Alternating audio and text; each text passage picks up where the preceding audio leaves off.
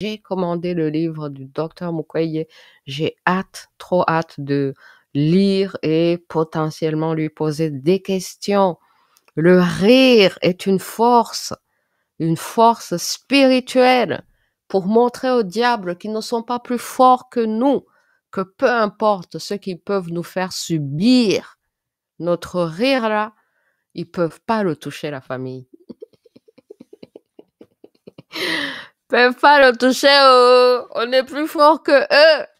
Spirituellement, moralement, intellectuellement.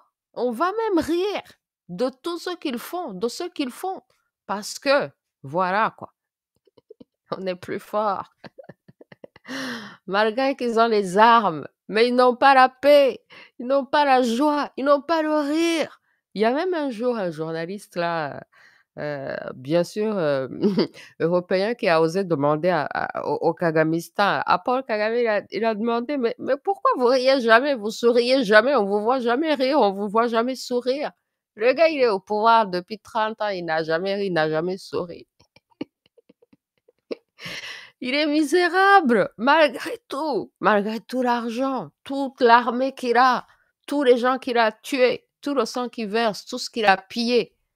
Il peut pas avoir la paix, il peut pas avoir la joie. Mais nous là, les enfants d'humains là, les humanaïstes, on connaît nos droits divins, on pratique nos droits divins. On va rire oh!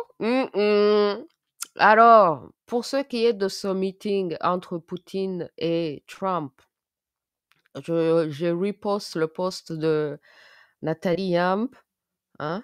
Nathalie Yamp qui avait été sanctionnée par les Européens pour être allée en Russie, s'il vous plaît.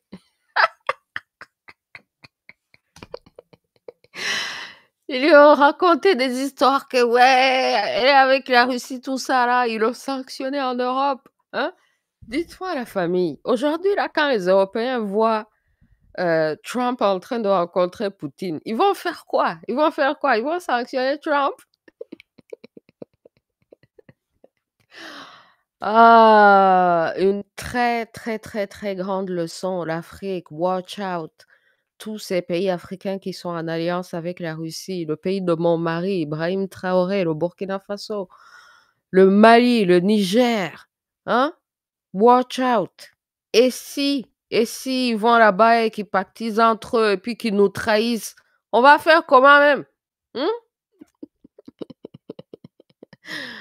Donc la grande leçon, c'est que l'Afrique doit défendre ses propres intérêts, chercher plusieurs alliances, ne pas dépendre d'une seule alliance et savoir que toutes ces puissances, toutes ces alliances qui sont ici dehors, là, ils défendent leurs intérêts avant tout et ils seraient prêts et capables de nous trahir si nécessaire, si c'est dans leur intérêt. D'ailleurs, s'ils nous défendent, c'est pas pour nos beaux yeux, hein. C'est pas pour nos beaux cheveux non plus, hein.